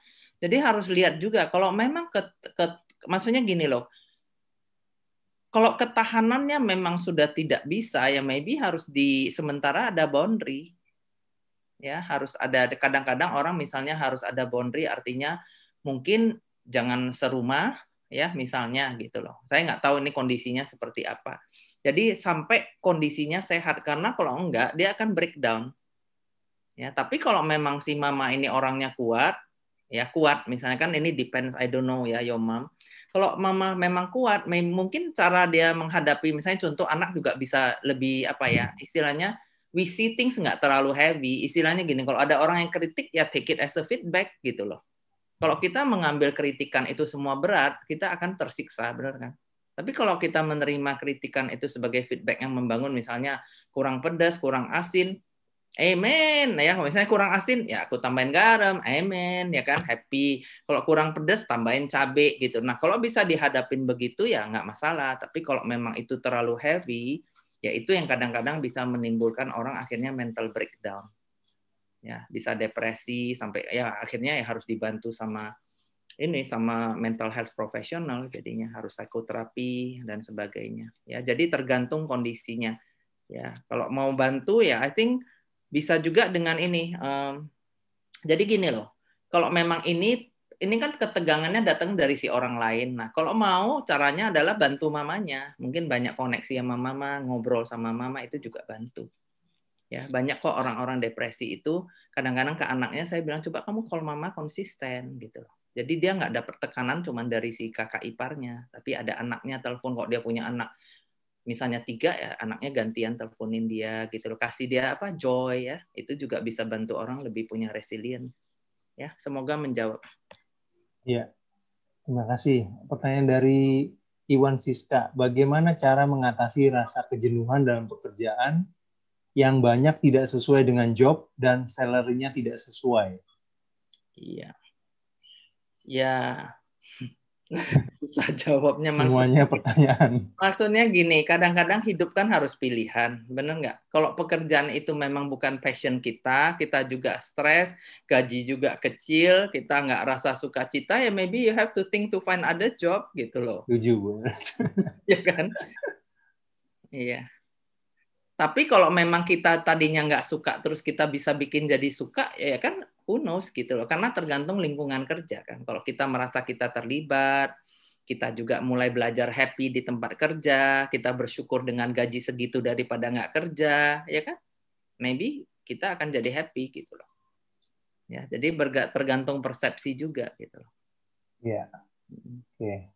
Saat ini saya bacakan pertanyaan dari Dewi. Kita lihat gambar ayunan tadi, ada orang yang sadar tentang baik dan buruk yang dia hadapi. Kadang dia berhasil, kadang tidak membuat ayunannya ke arah baik. Apa yang kita perlu lakukan? Perkuat sisi baik saja, atau kita coba menggali sisi buruknya untuk mengurangi dan membuat sisi baik lebih baik? Jawabannya keduanya. Dua-duanya. Jadi kita perlu tambahkan sisi baik, kita juga perlu aware tentang yang sisi yang kurangnya. Itu seperti orang main ini, apa sih kalau kita dulu main jungkat-jungkit ya, kalau masih kecil. Gitu kan?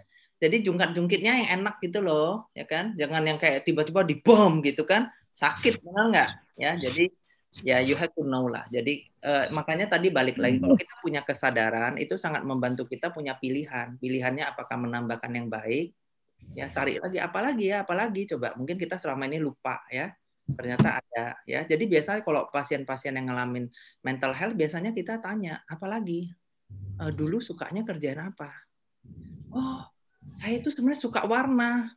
Sekarang warnanya abu-abu. Oke, hidup lebih berwarna itu apa? Oh, mungkin aku jalan pagi. Nah, itu hal sederhana, dia mulai lakukan, dia mulai pulih. Jadi kadang-kadang ada hal-hal yang positif yang kita sudah lupa. Jadi kadang-kadang kita perlu reconnect ya. Dulu waktu aku kecil aku senang apa sih? Dulu waktu saya belum menikah, dulu waktu saya, tahu kan? Kita mulai reconnect yang baik, dan yang buruk ya kita coba kurangin ya supaya bebannya nggak seberat itu. Gimana? Ya. Oke, pertanyaan berikutnya, bagaimana menghadapi orang yang tidak bisa diam dan berpikir terus? Masa kayak mama ngelihat semuanya gelap. Ya. Jadi kalau orang dia nggak bisa diam, ya kitanya kalau gini. Jadi kalau orang nggak bisa diam ketemu orang yang bisa diam, nanti orang yang nggak bisa diam jadi bisa diam. Ya, itu kuncinya. Ya, itu namanya regulasi. Ya, atau kita sebutnya mengorganize pikiran. Jadi kalau kita punya orang yang nggak bisa diem, kita ketemu dia jangan nggak bisa diem juga. Ya, kalau kita ketemu orang nggak bisa diem, kitanya tenang, maka dia akan jadi tenang. Ya, itu kuncinya. Nah, kalau dia banyak pikirannya macam-macam, ya tergantung ini siapa gitu loh ya. Nah, kalau dia banyak pikiran, yang membantu adalah mulai memilah-milah pikiran. Karena dari yang banyak itu, ya ada yang memang perlu dipikir. Ada yang nggak perlu dipikir, betul kan? Nah, balik lagi kalau kita sadar, kita mulai mikir. Misalnya contoh, kalau kita mikir-mikir terus trauma, wah nyesel aku dulu gitu, ada yang kita pikirin, nggak habis-habis, betul kan? Jadi memang perlu kita akhirnya dari banyak pikir itu kita pilah-pilah, yang mana perlu dipikir, yang mana yang nggak perlu dipikir, gitu loh. Ya. Nah, kalau kondisinya parah, ya memang harus dibantu, gitu loh. Kalau ringan kita bisa lakukan sendiri ya, seperti hari ini kan. You can learn gitu loh, how to do it yourself. Tapi kalau kondisi parah ya berarti perlu mental health professional untuk bantu gitu. Ya. Ya. Baik, ini waktu sudah 15.30 ya. Masih ada beberapa pertanyaan. Kita cukup sudahi sampai sekarang atau bagaimana? Kita pasrah aja. Pasrah.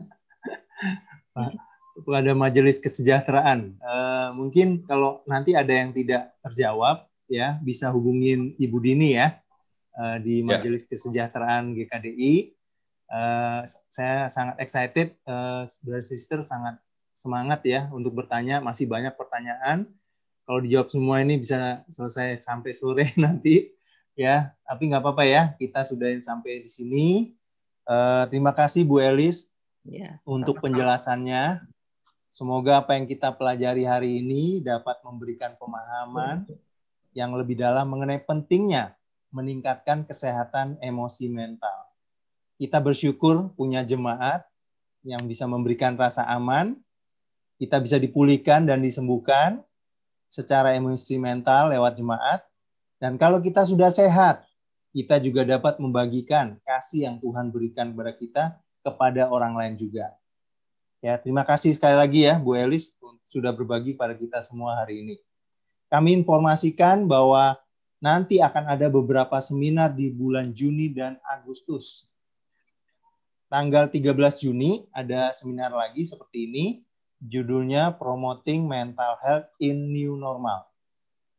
Tanggal 8 Agustus ada seminar New Life, How Healthy Mental Health Bring Hope for You and Family Jadi ini untuk semuanya, teens, kampus, single, dan married. Ya, terus dengar ya, nanti kalau ada pengumuman dari Majelis Kesejahteraan GKDI, nanti silakan dicatat untuk tanggalnya. Terima kasih, brother dan sister. Sampai jumpa lagi. Salam sehat selalu. Ya, pertanyaan yang sudah masuk saya catat. Ya, terima kasih. Thank you. Thank you. Terima kasih Bu Alis, terima kasih panitia. Terima kasih Bu Alice.